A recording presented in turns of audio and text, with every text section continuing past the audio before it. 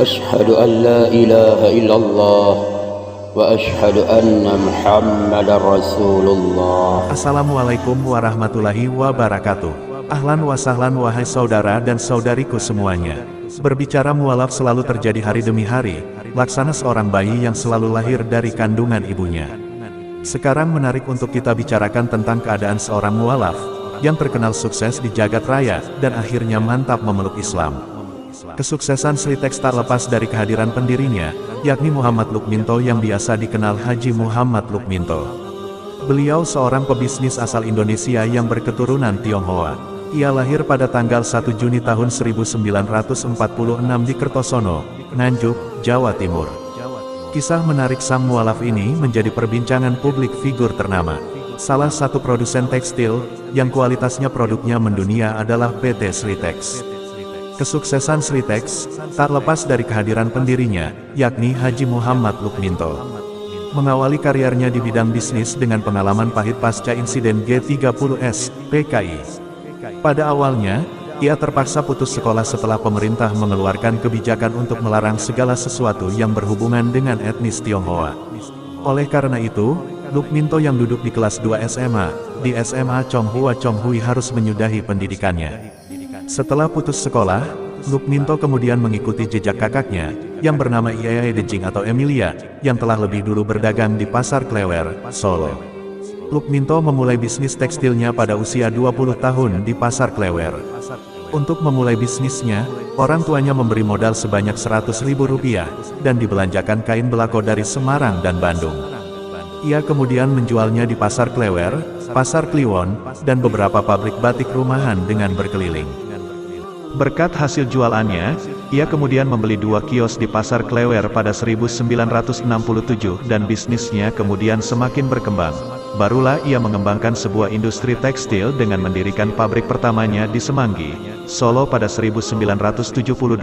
Di 1982, Lukminto mendirikan pabrik tenun pertamanya di Desa Jetis, Sukoharjo, dengan nama PT Sri Rejeki Isman atau lebih dikenal PT Sritex. Pada awalnya, luas pabrik tersebut hanya 10 hektar dan kemudian terus berkembang menjadi 100 hektar lebih hingga sekarang.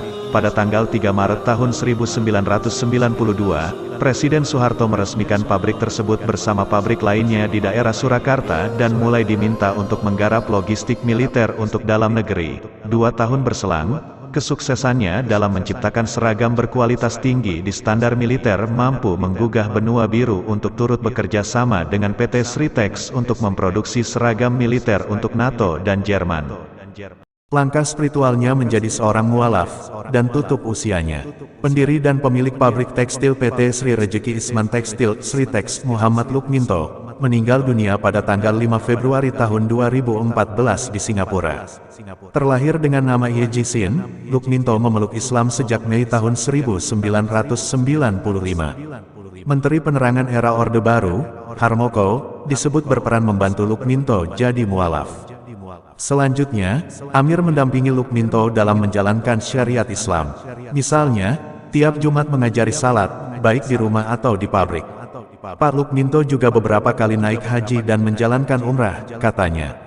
Dia 3 kali mendampingi Lukminto naik haji, yaitu pada 1996, 1998, dan 2000. Lukminto juga berperan dalam mengelola pondok pesantren, yaitu Pondok Pesantren Lailatul Qadri di dekat pabrik Sritex di Sukoharjo. Ponpes itu didirikan Pak Harmoko. Pak Lukminto menjadi anggota Dewan Pembina Pondok Pesantren Lailatul Qadri bersama Pak Agung Laksono dan Wakil Bupati Sukoharjo, ucapnya. Amir mengatakan Lukminto sebenarnya berniat mengajaknya kembali melaksanakan umrah pada Februari ini, bersama Panglima Daerah Militer Diponegoro Mayor Jenderal Sunindio.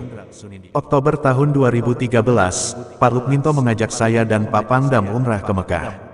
Umrahnya Februari karena tidak panas, ucapnya. Belum sempat terlaksana, Pak Lukminto meninggal dunia pada tanggal 5 Februari tahun 2014 pukul 21.40 waktu Singapura, dan beliau dimakamkan pada tanggal 16 Februari tahun 2014, di pemakaman keluarganya di Delingan, Karanganyar, Jawa Tengah. Itulah kisah hidup seorang mualaf, semoga menjadi inspirasi buat kita semua, dan semoga Allah menempatkan beliau di surganya. Amin. Bagaimana tanggapan saudara dan saudari kami? Tulis di kolom komentar. Terima kasih. Demikianlah yang dapat kami sampaikan, semoga bermanfaat hendaknya. Jangan lupa subscribe, like, share dan komen di Dunia Mualaf. Wassalamualaikum warahmatullahi wabarakatuh.